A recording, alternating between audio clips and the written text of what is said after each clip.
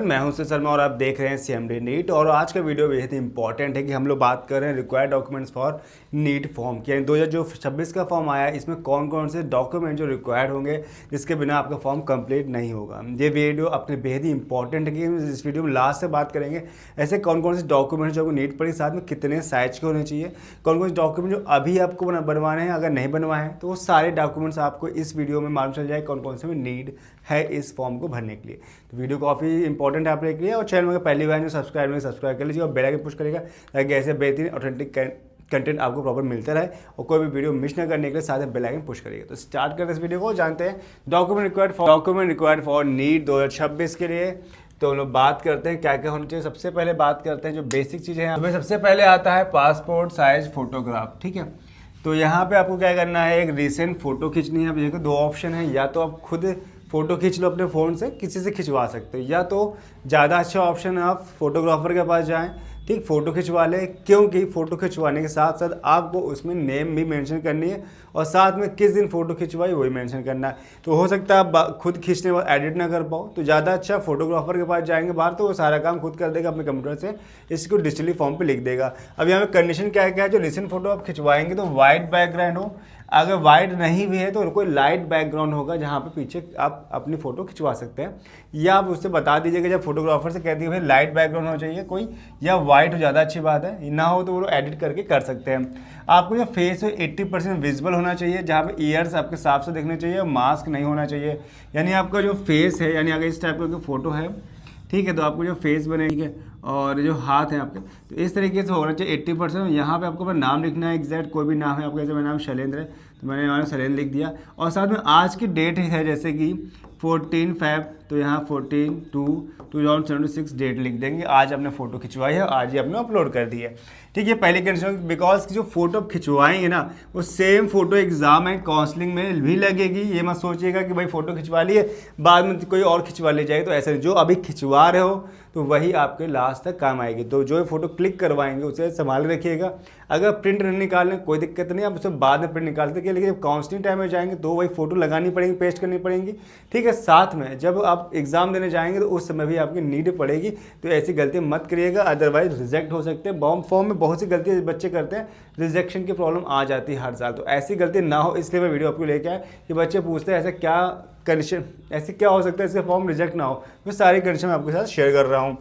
Second चीज़ आता है live photograph, जो इस साल सबसे नई चीज़ आई है। तो लाइव फोटोग्राफ में क्या है भाई, देखो ये क्या चीज़ है। लाइव फोटोग्राफ में आपको क्या करना है, फॉर्म भरते वक्त वेब कैम या मोबाइल से लाइव फोटो कैप्चर करना होगा। यानी जब फॉर्म भरे तो उसी टाइम इस पर एक ऑप्शन आएगा जहाँ पे अपनी लाइव फोटो को अपलोड करना हो, तो वहीं पे वेब कैम अगर आपके पास है ठीक है, अदरवाइज किसी कैफ़े वाले से इस कंडीशन करवा सकते हैं, या खुद का उस पर एक ऑप्शन आएगा जब फॉर्म फिल करेंगे। अब मोबाइल में तो फॉर्म भर नहीं रहे, अगर लैपटॉप भरे तो कैसे ऑन करेंगे वेब कैम, अगर नहीं है तो बाई चांस ये आपका अच्छा नहीं है तो दूसरा ऑप्शन भी है। जब फॉर्म भरेंगे तो फॉर्म भरते वक्त यहाँ पे एक छोटा सा QR कोड आएगा, ठीक है, जो QR कोड आएगा उस QR कोड को अपने फ़ोन से स्कैन करेंगे और लाइव फोटो खुद खींच ले, किसी से भी कह सकते हैं बैक कैमरा से खिंचवाएंगे ज़्यादा अच्छी आएगा। और जो पीछे बैकग्राउंड लाइट होना चाहिए, कोई बहुत ज़्यादा कलरफुल नहीं होना चाहिए, लाइट हो या हो सकता है वाइट हो, ज़्यादा अच्छी कंडीशन हो। सर में कैप और चश्मा नहीं होना चाहिए, क्योंकि जो आपके लाइव फोटो खींचेगी ना वो आपके आधार कार्ड से मैच होनी चाहिए। अब एग्जैक्ट मैच तो नहीं हो सकती कि आपने कहा 5-6 साल 10 साल पहले खिंचवाइए तो रिसेंट में कैसे मैच करेगी। तो अगर नहीं मैच हो रही, काफ़ी डिफरेंट है, या आपने 10 साल पहले बनवाइए, अपडेट नहीं कराया तो उसको अपडेट करवा लिया, अभी टाइम है। अगर फॉर्म नहीं भरा कोई दिक्कत नहीं, आपका 8 मार्च लास्ट डेट है, तब तक आप फॉर्म भर सकते हैं, तब तो उससे पहले अपडेट करवा लीजिए। ठीक, अगर आपकी अभी रिसेंट में है तो अगर मैच नहीं होगी तो भी दिक्कत आएगी। इसलिए जैसे आपने चश्मा लगाया हुआ है तो चश्मा लगा के मत खिंचवाइएगा। जो आधार में जैसी है एज इट वैसी हो जाएगा, उसमें आपने क्लीन सेव कर रखा है और अभी आप बियर्ड रख रहे हैं, बड़ी बड़ी दाढ़ी रख रहे हैं, अगर लड़के हैं तो भी आपको क्लीन सेव करके ही फोटो खिंचवानी है। लाइव में सेम होनी चाहिए, अगर ऊपर नीचे तो चांसेस है कि आपका फॉर्म रिजेक्शन में जा सकता है, लेकिन ऐसा होता है, लेकिन मे भी हो जाए, कुछ भी ऐसा कहा नहीं सकता। NTA कब स्ट्रिक्ट हो जाए कोई पहले से डिसाइड नहीं होता, तो ऐसी गलतियां ना हो, तो इसलिए मैं आपके साथ शेयर कर रहा हूँ। आधार डाटा से मैच करना चाहिए, सबसे इंपॉर्टेंट बात है। अगर मैच नहीं होगा तो प्रॉब्लम में आ जाएंगे, तो मैच होना इंपॉर्टेंट है, ध्यान रखिएगा इस बात को कि जो भी लाइव फोटोग्राफी हो सबसे इंपॉर्टेंट है। इस बार नया चीज़ है, जो बच्चों में प्रॉब्लम आ रही है इसका मैं अलग से टॉपिक वीडियो बना रखा है जहाँ लाइव के बारे में बताया कि लाइव फोटोग्राफी में क्या क्या प्रॉब्लम आती है, कैसे उसको सॉल्व कर सकते हैं। अगर नहीं मैच हो रही, कई बार फोटो खींचने वेरिफिकेशन के बाद भी आपकी फ़ोटो मैच नहीं हो रही तो एक दूसरा फॉर्म भी है इसका, यानी खुद इन्होंने एक फॉर्म दे रखा है, उस फॉर्म को भरेंगे, अपलोड करेंगे फ़ोटो के साथ तो आपको वो अप्रूव कर देंगे, अदरवाइज आपका फॉर्म रिजेक्शन में चला जाएगा।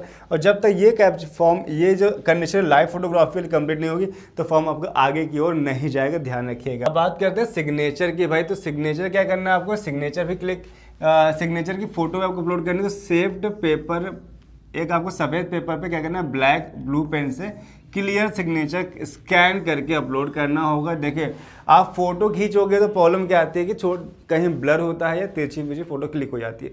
तो ज़्यादा अच्छा आप अपने सिग्नेचर, जैसे एग्जांपल मैं अपने सिग्नेचर करता हूँ, एक ब्लैंक पेज ले लीजिएगा वाइट कलर का, उस पर सिग्नेचर कहीं अपने कर दीजिएगा, जिस तरीके से आप करते हो उस सिग्नेचर को आप स्कैन कराइएगा।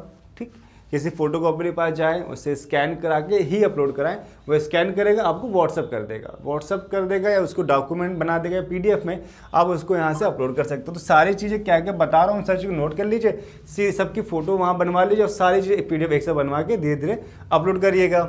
सेकेंड चीज़ क्या है, left and right hand fingers plus thumb impression करना है। तो आपको भाई लेफ्ट हैंड और राइट हैंड के जो फिंगर्स हैं ये ना, इनकी न क्या लगेगी, आपका इसका थंब इम्प्रेशन लगाना है। तो दोनों हाथों के फिंगर्स और थंब इम्प्रेशन अपलोड करने होंगे। और कैसे होने चाहिए, क्लियर और रीडेबल, यानी ऐसे साफ सुथरे हों और रीडेबल हो। रीडेबल यानी कि कोई भी आसानी से जूम करके या फिर नॉर्मल करके उसको देख सके, ऐसा नहीं कि आपके फिंगर्स के जो मार्क्स हैं वो दिख ही नहीं रहे, ऐसा ना हो। ठीक है, तो होने चाहिए, वरना फॉर्म रिजेक्ट हो सकता है, ध्यान रखिएगा इस बात का। नेक्स्ट आते हैं कैटेगरी सर्टिफिकेट। भाई ये काफ़ी इंपॉर्टेंट है और इसका एक पर्टिकुलर अलग से वीडियो भी मैंने बना रखा है, जहां पे हम बात कर रहे हैं कि कैटेगरी सर्टिफिकेट में क्या क्या आपके फॉर्म कौन कौन से लगते हैं। जैसे भाई जनरल को तो कोई नहीं सर्टिफिकेट लगना, SC का लगना, ST लगना, OBC EDUBS का लगना। तो कैंडिडेट के लिए आप वैलिड कैटेगरी सर्टिफिकेट होगा। अब ये ऐसे तो नहीं फॉर्म भरोगे सब लोग जैसे बना है वैसे लग गया, इसमें कंडीशंस भी है। जैसे कि अगर आप SC ST हैं तो अगर आपका कोई जो आपने बनवाया है कैटेगरी सर्टिफिकेट 4 साल पुराना है, 3-4 साल है, 2-3 साल पुराना है तो भी चल जाएगा, कोई दिक्कत नहीं। अगर OBC में है तो आपने लास्ट जगह अप्लाई किया है तो अभी आप उसे भर सकते हैं, लेकिन फिर 1 अप्रैल के बाद वो खत्म हो जाएगा, यानी फॉर्म भरते हुए तो कोई दिक्कत नहीं। लेकिन जब काउंसलिंग में जाएंगे तो आपको फिर से दोबारा बनवाना पड़ेगा। लेकिन जिन्होंने अभी तक नहीं बनवाया है तो अभी आप कैफे जाइए या किसी भी वहाँ बात कर लीजिए, फॉर्म भरिए, इसके साथ आपको एक क्या मिल जाएगा, कोड मिल जाएगा, नंबर मिल जाएगा एप्लीकेशन नंबर की, भाई सर्टिफिकेट नंबर मिल जाएगा, वो यहाँ आप कर सकते हैं। और इसके बाद जब आपका मिल जाएगा तो अपलोड करने का ऑप्शन आपको मिल जाएगा। भाई 12 तारीख के आसपास सब कुछ करना, उसके बाद फिर ऑप्शन नहीं मिलेगा। अगर नहीं भरा तो आप जनरल कैटेगरी में आ जाएंगे। अगर आप ये कंडीशन नहीं लगा पाते हो SC ST OBC का अगर डेथ सर्टिफिकेट नहीं है तो आप जनरल कैटेगरी का फॉर्म भर सकते हैं। लेकिन अगर है तो अप्लाई कर दीजिए, अपलोड कर दीजिए। अगर नहीं बनवाया है तो अप्लाई करके इसे बनवा लीजिए। ठीक है, जो आपके पास जो अभी है वो अपलोड कर दीजिए, जिससे आगे जाके इसे आप चेंज कर सकते हैं। इसके बाद क्लास 10 की आपको सर्टिफिकेट चाहिए। क्लास 10 में 2 टाइप की सर्टिफिकेट होती है। तो भाई क्या होता है, डेट ऑफ बर्थ वेरिफिकेशन के लिए आपको रिक्वायर होगी क्लास 10 के सर्टिफिकेट चाहिए होगा और क्लास 10 के मार्कशीट भी चाहिए होगा। तो एजुकेशनल क्वालिफिकेशन प्रूफ के लिए, यानी आप क्लास 10 तो पास कर लिए, तो किसी किसी स्कूल में होता है क्या, यानी किसी किसी बोर्ड में होता है। जैसे CBSE बोर्ड में क्या होता है, आपको एक ही मिलती है, उसमें सर्टिफिकेट मार्कशीट एक ही होता है। किसी किसी बोर्ड में क्या होता है, अलग अलग होती है। तो अगर अलग अलग है तो जब फॉर्म भरेंगे तो ध्यान रखिए, सर्टिफिकेट वाले में सर्टिफिकेट अपलोड करिएगा, मार्कशीट वाले मार्कशीट जिसमें आपको मार्क्स लिखे होते हैं, जैसे फिजिक्स में कितने हैं, कह सकते हैं हिंदी में कितने हैं, आपके मैथ्स में कितने हैं, साइंस में कितने हैं, तो वो आपको इसमें अपलोड करना है। अगर दोनों में सेम है, एक ही है, कोई अलग अलग नहीं है, तो क्या करना है भाई, आप लोग को दोनों में सेम चीज़ अपलोड करनी, डिफरेंट अपलोड नहीं करनी है। क्लियर है, यहाँ तक आप लोग समझ में आ गया। हर बोर्ड तो नहीं देता, लेकिन अगर मार्क्स CGPA में है तो परसेंटेज कन्वर्सेशन सर्टिफिकेट अपलोड करना होगा। तो किसी किसी में क्या करता है, ग्रेड मिलते हैं A B C D, तो उस टाइप के ग्रेड वाले बेस पे तो आपको ये फॉर्म अपलोड करना होगा। आइडेंटिटी प्रूफ के लिए आपको आधार प्रेफर है, सबसे पहले आप आधार करें, अगर आधार है। अगर आधार नहीं है तो उसकी जगह पैन, पासपोर्ट एक्सेट्रा भी लगा सकते हैं। इसके बाद आता है PW एंड BD, अगर PW में आते हैं या PW BD में, UDID में सर्टिफिकेट में आते हैं, तो इन सबके सर्टिफिकेट भी आपको अपलोड करने होंगे। तो दिव्यांग कैंडिडेट्स के लिए रिक्वायर्ड डिसेबिलिटी सर्टिफिकेट भी होगा। अब इसके सबके एक तरीके हैं, यानी जो इनके फॉर्म, जो भी आप ये सर्टिफिकेट अपलोड करेंगे तो अपनी मर्जी के नहीं बनवाएंगे, इसके फॉर्मेट वगैरह आपको इसके ब्राउज़र में मिल जाएंगे। अगर इसका ब्राउज़र, जैसे मैंने वीडियो डाला था पिछली बार, देखा होगा स्टार्टिंग वाले में, तो मैंने बताया है, जहाँ फुल डिटेल मैंने वीडियो बताया नीट के बारे में, तो वहाँ मैंने बताया कि किस किस तरह के फॉर्मेट वहाँ पर अवेलेबल हैं। अगर किसी को दिक्कत आ रही फॉर्म भरने में, फॉर्मेट सब नहीं आ रहे कौन सा फॉर्मेट हो, क्योंकि आपको खुद के फॉर्मेट अपलोड नहीं करने हैं, बाकायदा जो नीट की तरफ से फॉर्मेट मिलने हैं वही आपको फॉर्मेट लगाने हैं। अगर दिक्कत हो रही है तो मुझे आप कॉन्टेक्ट कर सकते हैं, नंबर डिस्क्रिप्शन मिल जाएगा, या फिर मुझे आप डायरेक्ट कॉल कर सकते हैं, अभी व्हाट्सअप नंबर मिल जाएगा हमारा, और या फिर मुझे व्हाट्सअप या आप कमेंट भी कर सकते हैं, उसके थ्रू मैं आपको रिप्लाई कर दूंगा। फिर आते हैं एड्रेस प्रूफ की हम बात करें तो एड्रेस प्रूफ में अगर आपका प्रेजेंट और परमानेंट है, ठीक है, तो उसके लिए आपको करना है करंट और परमानेंट एड्रेस प्रूफ अपलोड करना होगा। अब इसमें कई लोग बच्चों कन्फ्यूजन होता है परमानेंट परमानेंट में क्या होता है। भाई परमानेंट एड्रेस ऐसा होता है जहां आपका आधार पर जो नंबर लिखा है आपका परमानेंट होगा। जैसे आपको एग्जांपल, आप रहने वाले किसी अदर स्टेट के, मान लें यूपी के रहने वाले, आप पढ़ाई दिल्ली में कर रहे हैं, ठीक है, तो आपका आधार जो भी है सारे कहाँ यूपी बना होगा, लेकिन अब प्रेजेंट टाइम में क्या कर रहे हो, दिल्ली में रहते हो, अब वहाँ से फॉर्म भर रहे हो, तो आप सोचो मेरा एग्जाम सेंटर वहीं मिल जाए, तो जो प्रेजेंट टाइम में आप होगा, ठीक है, तो आपको वहाँ का डॉक्यूमेंट आप बनवाना पड़ेगा, यानी कि प्रेजेंट एड्रेस आपके पास चाहिए होगा। वो कैसे बनवाएंगे वो आपको हम आने वाले वीडियो में बताएंगे प्रॉपर कैसे बनाया जाता है। एक रफली बताएं तो आप अपना आधार कार्ड अपलोड कर सकते हैं, आधार नहीं है तो बिजली का बिल कर सकते हैं, ठीक है। इस तरीके से आप क्या कहते हैं प्रेजेंट वाले को बना सकते हैं। अगर कुछ भी नहीं है ऑप्शन तो आप किसी तहसील या किसी कोर्ट वाले के पास जाएँ, ठीक है, उस वकील को पकड़ेंगे, वो नोटरी में 10, 50, 100 वाले नोटरी फॉर्म में आपको बना देगा कि भाई प्रेजेंट एड्रेस आपको बनवा देगा। तो इस तरीके से बनवा सकते हैं आप बकायदा। क्या NRI OSI फॉरेन सर्टिफिकेट, अगर आप बाहर के रहने वाले आउट ऑफ इंडिया के, तो आपको इंडियन नेशनलिटी के लिए अलावा कैंडिडेट्स के लिए एक नेशनलिटी प्रूफ भी करना होगा। आप यानी फॉरेनर है रहने, ठीक है, तो इन 4 चीज़ों को आपको यहाँ पे करना पड़ेगा। NRI है कैंडिडेट्स यूजिंग स्क्रैप। स्क्रैप क्या होता है, स्पेशल केसेस में, बहुत से कम केस में ऐसा होता है कोई स्क्रैप का यूज़ करता है, तो उनके लिए होता है जो बच्चे ऐसे होते हैं जो लिख नहीं सकते, या कोई ऐसी प्रॉब्लम है, खुद उनके हाथ में प्रॉब्लम है या उनकी आंखों में प्रॉब्लम है, या कुछ ऐसी कंडीशन को लिख नहीं सकते, तो उस कंडीशन को बोलते हैं स्क्रैप बोलते हैं। तो स्क्रैप का सिग्नेचर, यानी जो भी बंदा ऐसे एग्जाम आप देने जा रहे हो तो आप अपने सपोर्ट में जिसको लेके जाओगे उसका सिग्नेचर, उसकी क्वालिफिकेशन सर्टिफिकेट, ठीक है, ऑन स्क्रैप अंडरटेकिंग फॉर्म में भरना पड़ेगा आपको, फिजिकल लिमिटेशन सर्टिफिकेट भी आपको देने पड़ेंगे।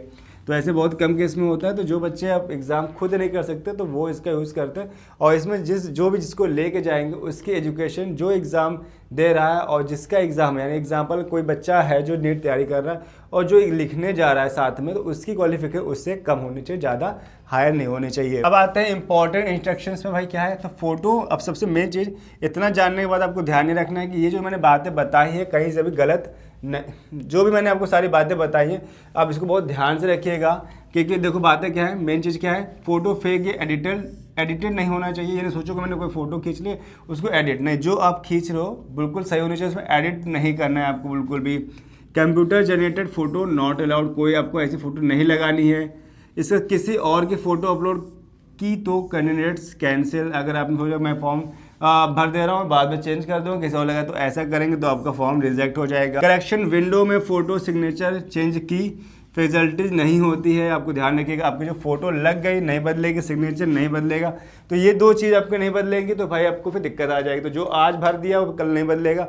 करेक्शन विंडो में भी चेंज, बाकी तो हम चेंज कर सकते हैं, एड्रेस चेंज कर लेंगे, एजुकेशन वाले डिटेल चेंज कर लेंगे, सर्टिफिकेट चेंज, बट ये दोनों चेंज नहीं होगी। ध्यान रखना कि ये गलती ना हो। तो आपको सारी चीज़ मैंने आपको बता दी क्या क्या चीज़ है। अब मैं एक आपको एडवाइस देता हूँ कि हमारा व्हाट्सअप ग्रुप है, इसे ज्वाइन कर सकते हैं। यहाँ पर पूरी अपडेट्स मिलती है, जो भी एग्जाम होने वाले हैं एंड या नीट की तरफ से जो भी नोटिफिकेशन आएंगी, या अनदर कोई एग्जाम होने या अनदर कोई काउंसलिंग होनी, कुछ भी डिटेल्स है सारी डिटेल आपको मिलेगी। आप इसको ज्वाइन कर सकते हैं, अभी स्कैन करें, अभी ज्वाइन कर ले इस ग्रुप को, डिटेल्स आपको प्रॉपर मिलती रहेगी। और फायदा क्या है कि हमें बहुत से बच्चे स्टूडेंट आपको कम्युनिटी मिल जाएगी। यहाँ बहुत से लोग ऐसे बच्चे जो ऑलरेडी है इस ग्रुप में ऐड हैं, और जिससे आपको फायदा क्या मिलेगा, वो उनसे बातचीत कर सकते हैं, ग्रुप में ज्वाइन हो सकते हैं, ठीक, तो connected with the other experience and the share experience कर सकते हैं। इंस्टेंट अपडेट रहेंगे, सारे अपडेट्स मिलेंगे, एक्सपर्ट गाइडेंस मिल सकती है, हमारे सीनियर से, हमारे मेंटोर से, हमारे काउंसलर से, सभी से बात कर सकते हैं। डाउट सॉल्विंग होगी आपकी, ask question get quick answer मिल जाएंगे। गूगल मीटिंग्स भी होती है जहाँ पे ऑनलाइन आपकी प्रॉब्लम सॉल्व की जाती है, कई लोगों के साथ मिलकर बातचीत करते हैं और प्रॉब्लम को सॉल्व करते हैं। Step by step counselling help क्या होती है, अगर आपको फॉर्म भरने में कोई दिक्कत आ रही है, कुछ भी चॉइस फिलिंग में दिक्कत आ रही है, तो हमें कॉन्टेक्ट कर सकते हैं। नंबर हमारे आपको दिख रहे हैं, इनमें किसी नंबर को कॉन्टेक्ट कर सकते हैं। तो वीडियो कैसा लगा मुझे बताइएगा, और बहुत अच्छा लगा तो लाइक कीजिएगा, कुछ भी कमेंट्स करना कमेंट कर सकते हैं। मुझे इस वीडियो में रखते हैं, मिलते हैं नेक्स्ट वीडियो में, तब तक के लिए बाय बाय, थैंक्स।